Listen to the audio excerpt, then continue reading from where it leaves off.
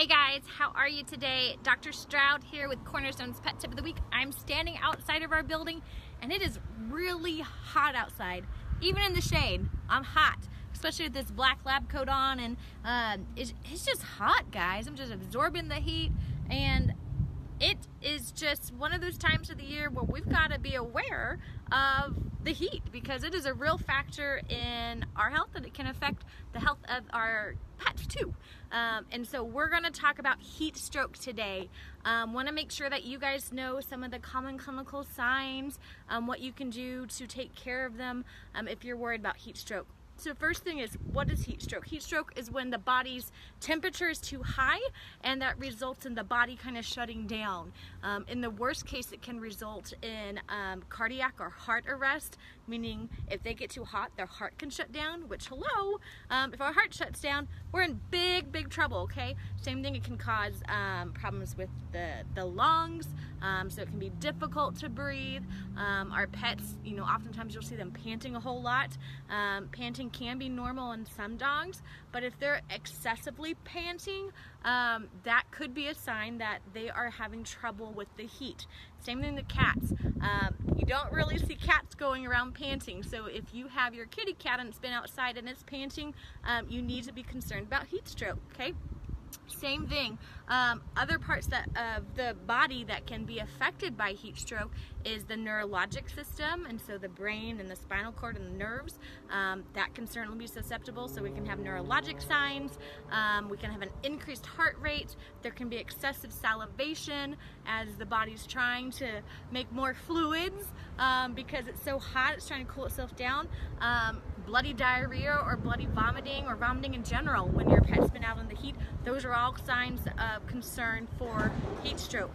When we talk about the temperature, most of the time if the temperature is 104 or greater, and we have a history of a pet being in the hot weather, whether it's shade or not, especially in a hot car, those are all things that we will worry about with heat stroke. So that's kind of the general things we watch for. So increased heart rate, increased temperature, increased respiratory rate or increased breaths they take per minute, difficulty breathing, excessive panting, any bloody diarrhea, bloody vomiting, okay?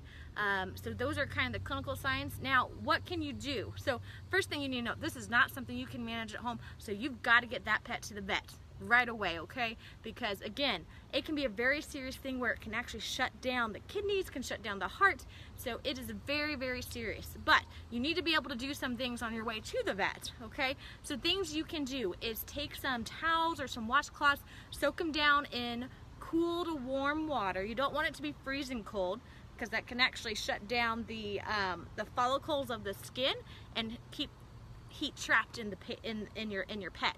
So you want to use lukewarm water to cool water, and just soak them in water and put them around the pet's head, put it around their neck, their belly, their abdomen, okay? So those are all things you can do. Next thing is turn on the air condition and turn on the fan, and point it to the pet, whether that be a kitty cat or a dog. Point it to them. We're trying to do some active cooling down here and get their temperature down. Other thing you can do, especially in dogs, is take a little bit of isopropyl alcohol and put it on their foot pads. That's going to help dissipate heat. Now you can do this in cats as well, but you need to be aware that if you use a lot of alcohol, sometimes that can cause cats to feel nauseated and it can cause them to vomit. So we got to be careful with how much alcohol we use in our cats. Again, and the next thing, you want to be doing this all as you're taking your pet to the vet, because these are all things that can be very serious, okay? Now, when we're talking about active cooling, you guys can take your pet's temperature. I don't typically advise it too much, because they can be upset when you take their temperature, and sometimes they can bite you when they're not feeling well, and they do that. If you'd like to take your temperature, feel free to do so, but be aware that your pet, even though it may be loving and cuddly most of the time, when they're not feeling good, they can let you know it by biting, okay? So we don't want to get anyone bit. Another tip, if you're going to take your pet's temperature, I would label that temperature with a big piece of tape that says dog or cat, so that your husband does not come along and use the dog or cat thermometer that you just used. So really good tip there. Don't want any problems there. So, but take their temperature, do some active cooling by putting the fan on them. Make sure, you know, they have free access to water is the best way to prevent this.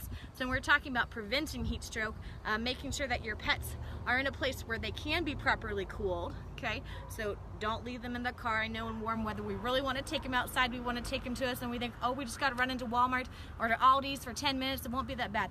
Guys, a car, even with the windows cracked, can get to above 120 degrees in less than about 3 minutes. That's some serious heat, and that's some serious exhaustion and damage that it can do to your pet's body. So just don't do it, okay? Make sure, you know, don't leave them in the car. Make sure they always have clean, fresh water all day long, okay? If that means you have to go home over lunch to fill their water bowl up, please do so, or put them inside where they can be cool and don't have to sit in this heat, okay? Anything you can do to keep your pets from being overheated, keeping them in shade, keeping them in the house, don't leave them in the car. Those are all really good tips you can do to try to help prevent this. But again, if we get to the point of where you are seeing those clinical signs, call us, bring them in right away so we can help you save your babies. So that is it for today. If you have any questions on heat stroke, if you have any questions about how other else you can deal with it, leave me a comment. Even if you don't have questions and you're watching this, please drop a comment below. Say hello so we know that you're watching and we can say hello back. So I hope you have a great rest of the day and we'll chat with you later. Bye-bye.